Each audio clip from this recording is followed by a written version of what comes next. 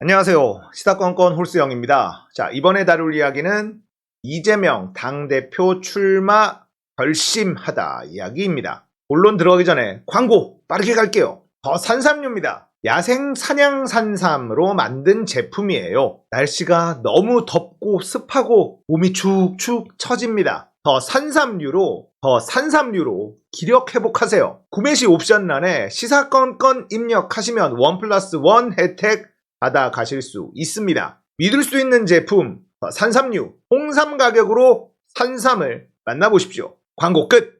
자, 이재명 전당대회 출마 결심 정치 생명 걸겠다. 경기신문의 단독 기사입니다. 자, 기사 내용을 보니까 이재명 의원의 측근에게 들은 이야기.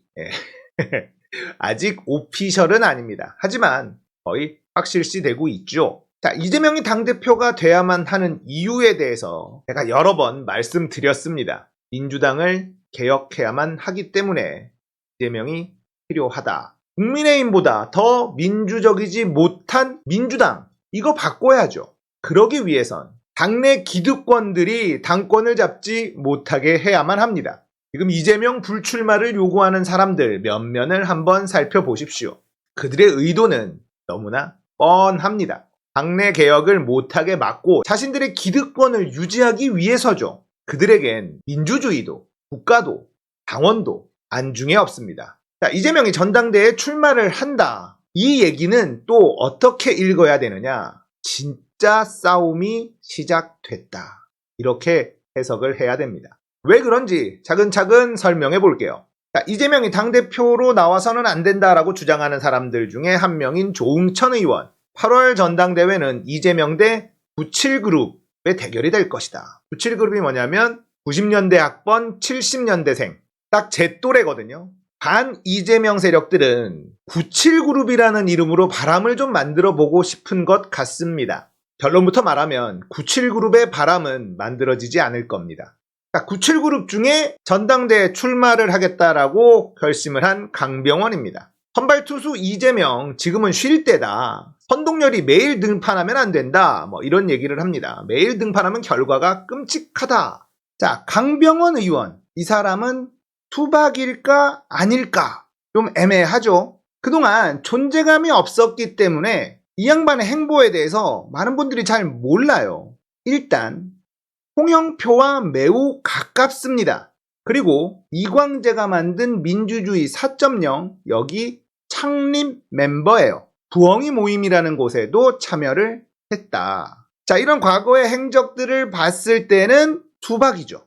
하지만 강병원이 뭔가 주도적으로 한 건 없기 때문에 저는 개인적으로 조금 더 지켜봐야 한다. 이 정도로 정리하고 싶습니다. 지금까지만 딱 놓고 보면 걸러야 되는 인물이다 라는 건데 앞으로의 행보도 우리가 관심을 갖고 지켜보자고요. 자, 이재명 의원이 오늘 페이스북에 글을 하나 남겼어요. 정쟁 아닌 민생에 집중할 때 정부 여당에 요청합니다. 내용을 좀 볼까요? 고통스러운 민생 현실 앞에 정쟁에 몰두하는 정치만큼 국민 속 뒤집는 건 없습니다. 정치의 가장 큰 책무는 먹고 사는 문제, 즉 민생을 해결하는 것입니다. 일자리 부족, 고물가, 고금리, 주가, 가상자산 하락 등으로 국민들은 하루하루 허덕이는 중에 국정을 책임진 집권 여당이 철진한 색깔론이나 거짓말로 정쟁을 도발하고 몰두하는 모습이 참으로 딱하고 민망합니다. 정부 여당에 요청드립니다. 정쟁 아닌 민생에 집중해 주십시오.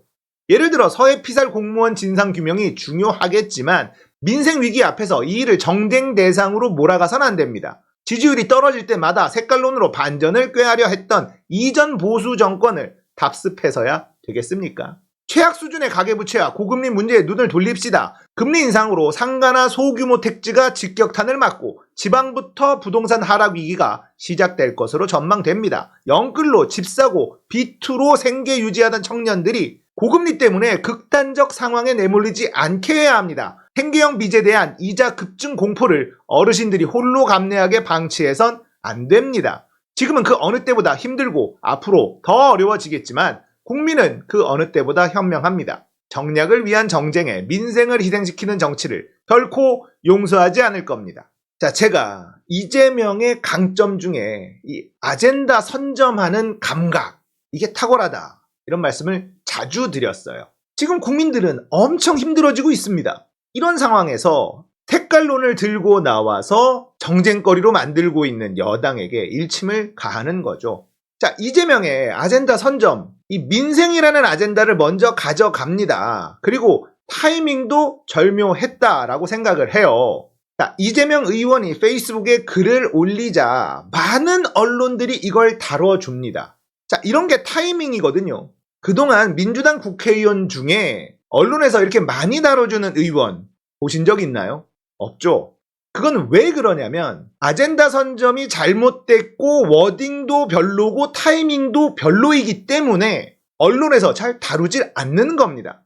하지만 이재명은 언론이 다룰 수밖에 없는 타이밍에 다룰 수밖에 없는 의제를 들고 나오는 능력을 가지고 있어요. 민주당 당대표는 이런 감각이 있어야만 합니다. 언론이 민주당에게 호의적이지 않잖아요. 이런 감각이 없으면 질질 끌려다니는 모양새가 나올 수밖에 없죠. 그래서 저는 지금 이재명 당대표가 절실히 필요하다, 이렇게 생각하는 겁니다. 자, 이재명 1호 법안으로 민영화 방지법 발의, 이것도 좋잖아요. 자, 그리고 기자들이 엄청 몰리죠. 전국의 주도권을 쥐고 가야만 합니다. 그러기 위해선 많은 언론들이 관심을 가질 수밖에 없는 리더가 필요하고, 그건 이재명이다 라는 거죠. 그런데 진짜 이야기는 지금부터입니다. 이재명 의원이 민주당 당대표만 되면 모든 게 끝날 것처럼 생각하시는 분들 많은데요. 진짜 싸움은 지금부터예요. 이재명 민주당 분열 단초되나 2024년 총선도 패배 우려, 어떤 교수가 얘기했다는데 이런 게 기사화가 되고 있죠. 부정적인 이미지를 더 씌우려는 그런 작업들은 계속 진행이 될 겁니다. 당대표가 되면 어떻게 될까요? 더 심해질 겁니다. 자, 방금 나온 따끈한 속보예요. 이재명 옆집 합숙소 비선 캠프 의혹 관련 GH 압수수색. 야, 이놈의 압수수색이 이재명 관련해서는 일사천리로 진행이 됩니다. 경찰이 아주 알아서 기어주고 있어요. 워딩도 아주 자극적이죠. 비선 캠프. 이런 일이 벌어집니다. 그리고 이런 일은 민주당 내 수박들이 덥석 물어서 또 이재명을 공격할 거예요.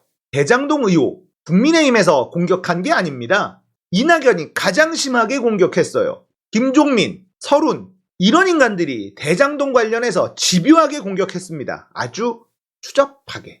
윤호중, 경선 기간 때 이재명에게 쓰레기라고도 이야기했습니다.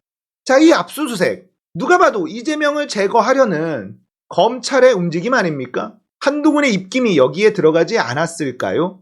이런 일이 벌어지면 민주당이 지켜줘야 되겠죠? 한명숙 전 총리, 김경수 도지사, 이런 일이 또 발생하지 않도록 당이 움직여줘야 되는 것. 그게 상식이죠. 하지만 그러지 않을 겁니다. 이들은 이 소재를 본인들이 활용을 할 거예요. 진흙탕 싸움이 시작될 거라는 거죠.